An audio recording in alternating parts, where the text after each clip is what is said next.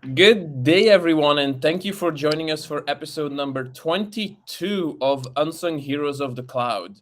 Today, we have a very special guest from a very faraway country in Belgium called Mathias Vergauwen, who I like to call Marcel. And today, he's going to discuss the topic of sustainability. But before we get into the tech and sustainability, Mathias, welcome to the show. Well, thank you for welcoming me and also mentioning my second name. That's quite amazing that it's also now on the World Wide Web. Thank you for Yeah, that. you do now. From now on in the office, I'm going to start calling you Marcel, right? So every single time Yeah, you yeah. hear somebody yelling Marcel, it will be me. I promise you that. But you're Yes. lucky. I'm not that much in the office, so that helps. But I think, Matthias, you are in the office quite often as an MTC architect. What does an MTC architect do? Oh, yeah, that's a very good question. And indeed, so as an MTC architect, you work, of course, from within our MTC. And then the first question is, what does that mean, MTC? That's a Microsoft Technology Center. So worldwide, there are several Microsoft Technology Centers, and one of them is located in lovely Brussels in Belgium, where I work from as a technical architect for data and artificial intelligence, which is like my passion that really drives me forward and also kind of led into the topic of today, sustainability, because in essence, it is a data driven story. So that's why I'm here today and happy to be here. Cool. And any other passions outside of sustainability and data and AI? For instance, personal? Personal interest, well, of course, I love the great outdoors. It's like the cliche, of course. If you're into sustainability, you like to be where it is happening at. So, love going into the Alps, for example, in the mountains, which we have some in Belgium. But hey, let's it's a couple of hours driving, and you can go skiing, go hiking, which I love, which is a passion that lies close to my heart. Well, I can imagine then that the two can be easily combined to your current other passion in tech because of the sustainability things that you're doing for the MTC and bringing that nature back into that. So on that new height, what are you going to share with us? Show us. Well, well, I can share it. I can share it. So let's talk today a bit about something that is also generally available as of today, which is called the Microsoft Cloud for Sustainability. So it's been going on now for a couple of months. I think I've worked on this for the last year and was very happy that it became available in preview. I've deployed the preview here as of today. It is generally available, but yeah, as you know, no time to actually set it up for you. So, what is so cool about Microsoft Cloud for Sustainability? It is actually what I call the data warehousing solution for sustainability. So, bringing data together that really enables an organization to track their sustainability journey. And why I find this so cool in big data and data projects, oftentimes it's like the financials. Every organization wants financial dashboarding as close to real time and they want it yesterday. So if you then talk to someone that manages sustainability journey and transformation of an organization, it is often the world of Excel files, as you can imagine. And those only get generated once a year and they are very hard to reproduce. They're like, yeah, in data engineering we call it like the nested hell. So you can imagine I was pretty happy that that Microsoft Cloud for Sustainability actually tackles that and makes the data gathering and the analysis and actually the reporting on greenhouse gases in the first phase really enterprise ready, which is quite amazing. So what you see here is I would call it the home screen of Microsoft Cloud for Sustainability. It is a solution embedded in there called Microsoft Sustainability Manager, and it gives you directly the overview of what is the total emissions of my organization. So really total emissions in CO2 metrics, so CO2 equivalent, as so to say, including like, for example, what is my amount of renewable energy? Where do I emit those emissions? What is split out over my organization? So at the back end, for those that are interested, these are of course Power BI dashboards that are Mhm. available, and the data is stored in Dataverse. So the data Just storage one form. question. Do you have the ability to zoom in maybe just one or two levels? Because it's coming across just a tiny bit small. Yeah, Yeah, of course. on board.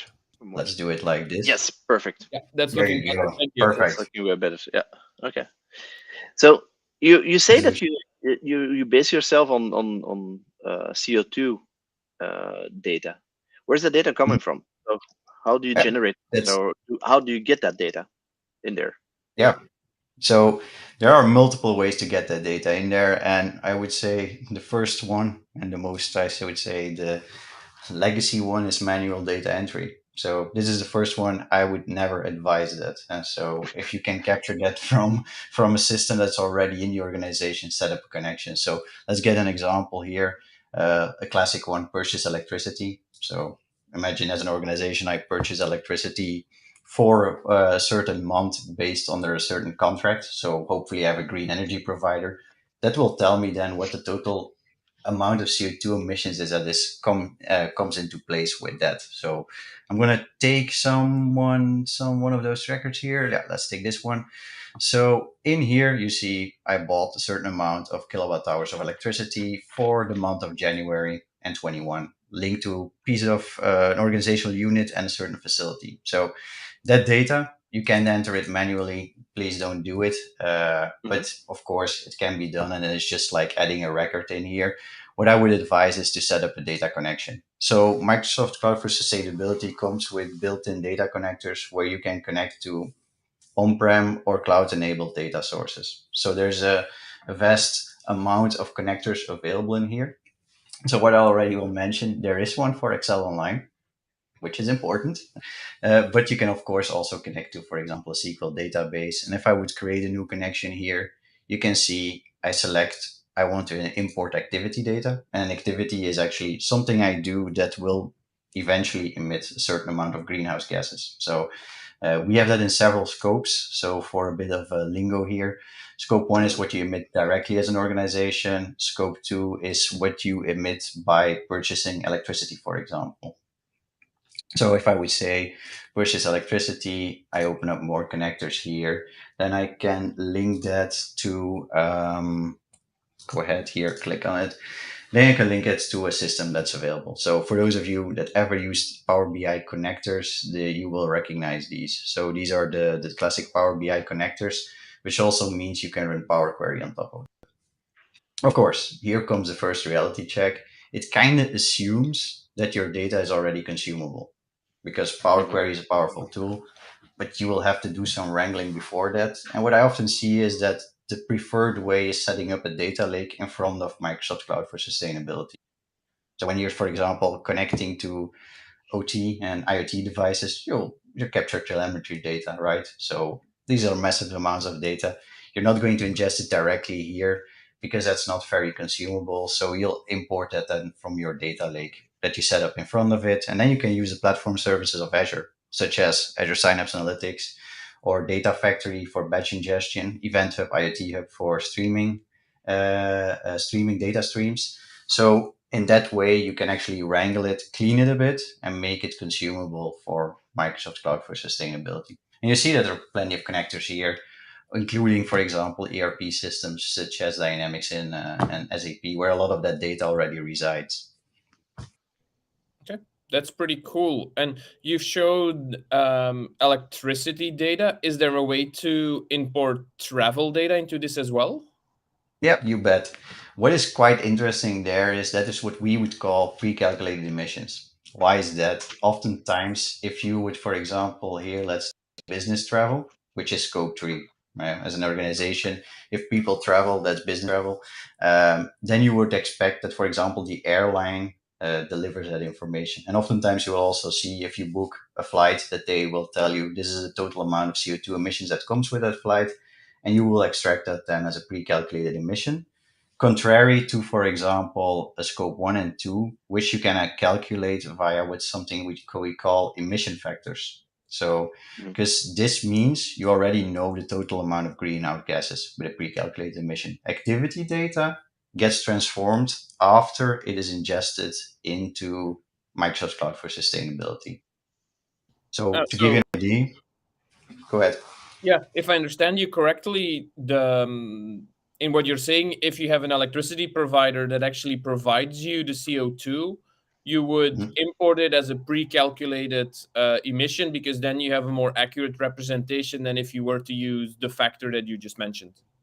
Yeah, You bet. And so, in the ideal world, if everybody calculates their scope one and two, you can actually just ask your supplier, hey, give me the total amount of embedded CO2 emissions. And then you don't have to figure it out on your own, which is very complex. And Hmm. so, the same thing goes with your downstream emissions. So, the products that as an organization or the services you deliver to your customers, in the end, they also come with a certain amount of emissions. Hmm. So, but oftentimes what I see is that not every organization can deliver that. So, for example, if you would say, I burn set amount of, for example, a gallon or a liter of diesel fuel, oftentimes what we use is emission factors. So, an emission factor is actually a multiplier.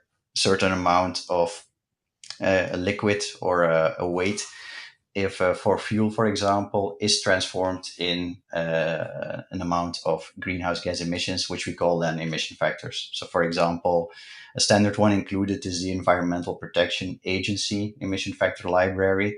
And in here, you have tons of emission factors, which, for example, for purchased electricity, use a unit to actually transform that then in greenhouse gases. So, 1 megawatt hour of electricity is equivalent to a certain amount of greenhouse gases. So these emission libraries you can manage as an organization because in some cases you can actually your energy provider can provide you with that information. For example, So also, these are based on averages and not on real, like close to the gap what the suppliers can offer. Yeah. yeah, you So this bet. is more So on this is on a side tracking. Okay. yeah, it's an assumption that you make based on some calculations done beforehand, and depending on the region and the industry you're active Hmm. in you need to use another one. So it also Yeah. kind of links to the reporting standard you want to follow. So you can do mappings. So for example, your car, the older the car is, the more polluting. So based on that, if you drive an old car, for example, then you use that the mapping to use the emission factor that is related to that. So if you drive newer vehicles or electric vehicles, of course, then you will use other emission factors. Mm, makes sense. So what is important here, of course, you can import those because there are so many libraries depending on which one you want to use that you can actually use that. Plus, one of the best things ever, they are time sliced. So you can version them over time, which is in reporting one of the best things ever invented. Okay. So maybe real quick on this one. So you can also set up models, and a model is just like a calculation engine that helps you define when to use a certain emission factor. So use a very class like, for example, mobile combustion, which can be a car driving around, but it can also be, for example, a generator that you also drive around, but that generator does not have a mileage, as you can Mhm. assume, because it's only sitting there. So what you can do then, you can use such a model to actually, for example, calculate on one hand the amount of fuel used, the amount of used, and based on that, for example, let's take your mobile combustion, piston is used if it's an on-road vehicle. If it's not an on-road vehicle, you just the fuel burned generator, for example. So you can map different emission factors based on that, which is, of course, what you want to do because otherwise it is not traceable. And in reporting, traceability is extremely important. Certainly, if you're talking to auditors, they love this stuff. Hmm. This actually looks So, pretty cool. yes, it does, right?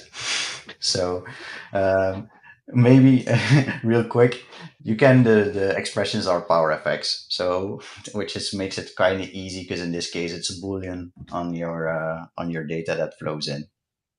Hmm. So, what I want to add, and this is like one of the best things they added, to be honest, is that you have unit groups. So, and if you have data flowing in, you can actually just have it in the unit that the source system is spewing out. So you don't have to do that in a data engineering fashion. You can units groups because those are a base unit. So if you set it up, for example, Joule is in this case the base unit. If kilowatt hours comes in, then you use this factor to convert it to EULA. So you don't have to do that all in data engineering pipelines, which you can do, right? But in many cases, if you have a large organization with thousands of source systems, you don't want to end up in doing the transformation every time, because that actually involves a lot of hassle and work, plus a large chance that you make mistakes somewhere along the way in that sense. And Let's those see. unit groups, do those come preloaded or do you have to set those up yourself?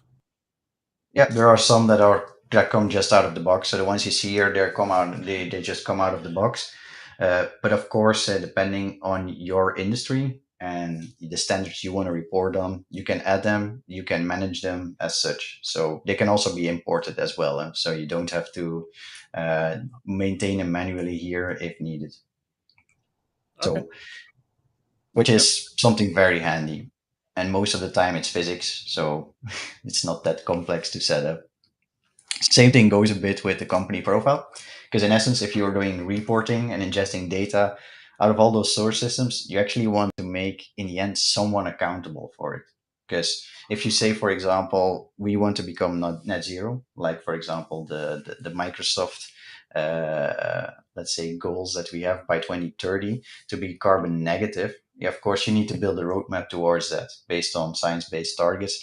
So that also means that somewhere you need granular data, because only data at let's say, organizational level, it's very hard to make actionable. So you can set up your company profile in Microsoft Sustainability Manager all the way down to a cost center. And so when data flows in, you link it then to an hierarchy. So this makes it extremely relevant to build up, I would say, localized reporting in some cases, or very specific reporting, and make your journey actionable. Because otherwise, if it's just at the highest level, a goal set, yeah, what is the first step you're going to take? What is the low hanging fruit? And so this allows you to define that and make that more insightful. So And do know this can be imported as reference data. and you mentioned making things actionable just a short while ago. Does Cloud for Sustainability actually give you some actions or some recommendations on what you can do to lower your emissions and improve your sustainability? Yep, you bet. So built in, there are some out of the box reports, and they're built on Power BI, which, for example, have built-in detections of if a certain activity is performed in a certain facility, we see that the CO2 emissions go up drastically, which I would call low-hanging fruit, because if you can fix that, you know that you will have a positive impact on your journey. So on the other hand, you can also find if we perform certain steps and we say like, hey, we changed the fleet from very old cars to modern cars, that has a positive impact. You can also define that. So that's pretty amazing that you have that directly in there. Do know you can extend those dashboards as you want, because it's all built on Power BI. So you can go as far as you want, and the better and the more granular the data, the further you can go. Actually, the emission view dashboard that has that split out over your scope 1, 2, and 3, all the way up to a facility level, what type of emissions, how you are performing over the months, uh, who are the good students in the organization, who are the bad students in the organization. So you have that total overview, including those guidelines like, hey, if there is a certain activity performed, you can do better based on that. So what also helps there is something some of us also know, is you can set up scorecards. So, and this is like the best way to drive change in an organization. You attach green, yellow, orange, red flags to something, and then suddenly you can change. Yeah. So do know you can set up a scorecard, link it to the live data. So the data flows in on a daily basis, maybe on an hourly basis.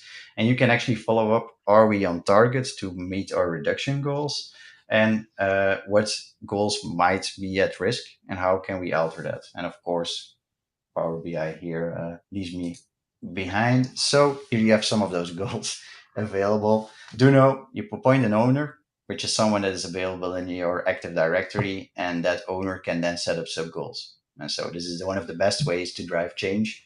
Certainly, if you have attached something else to meeting or not meeting those goals. Cool. Makes sense. And I assume, given that Microsoft itself has a goal for being carbon negative, that we have our own version of this dashboard or Yeah. this. So we have certainly, actually, we are customer number one of Microsoft Cloud for sustainability, as you can imagine. So we've been the reason why this has come to life is because we've been through this journey. So if you set sustainability targets, yeah, then you realize, okay, we need to do this data driven, Hmm. and this is where you end because in essence, yeah, you start with what you have, and it's a lot of data engineering, a lot of data gathering, and so there's always that reason to have that data lake, which is also at Microsoft as well. But then at that level, you need to start make it actionable, start at tracking it, and this is also coming to life in Microsoft Cloud for Sustainability, which will also, and this is kind of fitting here, will add water and waste, which is also very important for Microsoft in our Yes, sustainability strategy. indeed, indeed. Well, that's good. I see that their coffee pot business probably too much coffee in the organization. But yeah, that's a very good question. It comes with demo data if you deploy the preview. So, and this is for, of course, Contoso coffee pot industries. So it's a fictional coffee Yeah. manufacturer. So the data can be removed in the preview. You can deploy the preview, but it comes default with some data. Otherwise, it's an empty box, as you might know. So, and is there in this one, in this specific report, you have a drill down capability at the at-risk lines, for instance, so we can see what the suggestions would be to help it, or is there something else going on here? Yeah, so these are actually Power BI goals. So these are linked to real-time data. If you do that, you can also do Hmm. manual check-ins if Yeah. needed. And based on that, of course, you can do the drill down as an owner. So and link it, for example, okay, I have a carbon reduction goal for the entire coffee pot business. I'm not meeting that. Okay, where do I have the highest impact? And you can figure out, okay, let's find the low hanging fruit. Let's tackle that first. Make an action plan. And this is the nice part because it's built on Microsoft data first. You can easily link that, for example, to a model driven application in Power Apps where you Mm. go from, I would say, ID to a project phase, link owners to that project, and make it also actionable and see if some actions you take have a positive impact on your scorecard in the end, because that's what you want to achieve. Cool. Cool. And maybe one final question from me, given that we're building these green Azure data centers as well. Is there a Mhm. link between your Azure usage and, for instance, migrating off of an old on-prem data center to the cloud that helps you improve your CO2 metrics? Yep, you bet. So, as you might know, we have an emission impact dashboard, which calculates the total impact of your resources running in Azure. So I that's did not really, know that. Yeah. oh, Till. you did not know. No. Show it. Niels. uh, so that dashboard is a Power BI dashboard. You link it to your tenant, and it will start collecting data of your Azure resources. And so, based on the region, the type of resource, how much you're using it, it will actually give you an indication or actually calculate based on the data, the monitoring data that we have available at the platform, what the total CO2 impact is. And that means like the scope one of Microsoft, scope two, so the electricity we use, and also the scope three, so the data center, the hardware, and everything that's in there. And you can set up a live connection to that data. So you see in here, this falls then under scope three emissions, what your IT impact is of Microsoft Azure and Dynamics resources. Now in preview is also an emission impact dashboard for Microsoft 365. So, which also means that you can see, hey, maybe the last couple of years we did less business travel, but of course, and there will be an impact somewhere in, for example, your Microsoft Teams usage as such. And you can see how those two fit together and what the total reduction is, for example. You will also, based on that, see that some regions have more green electricity available than others. So you actually see if you were to use, for instance, the new region in West US 3 in Phoenix, which is a very sustainable region, that'll report better than one of our older regions, which might not have connections to solar or such. Exactly. So yeah, indeed. So the power usage efficiency is very important there. So modern data centers, the newer they are, the more efficient they are as such. Of course, if you then start running N uh, uh, VMs on there and start mining cryptocurrency, you'll also see it go up based on the Yep. electricity usage. Spiking. Yep. Well, crypto and sustainability are not exactly synonyms, are they? No. No, no, certainly not. I'm But very opinionated about that one. So so are we. I mean, we are aware that crypto mining is very bad for the economy, for the ecology. So that's maybe not for the economy, but ecologically wise, it's generating a lot of heat and a lot of compute power that is needed for that, and that's just gone. That's so crypto mining data centers, if they exist, they have a very bad PUE because that heat is going nowhere.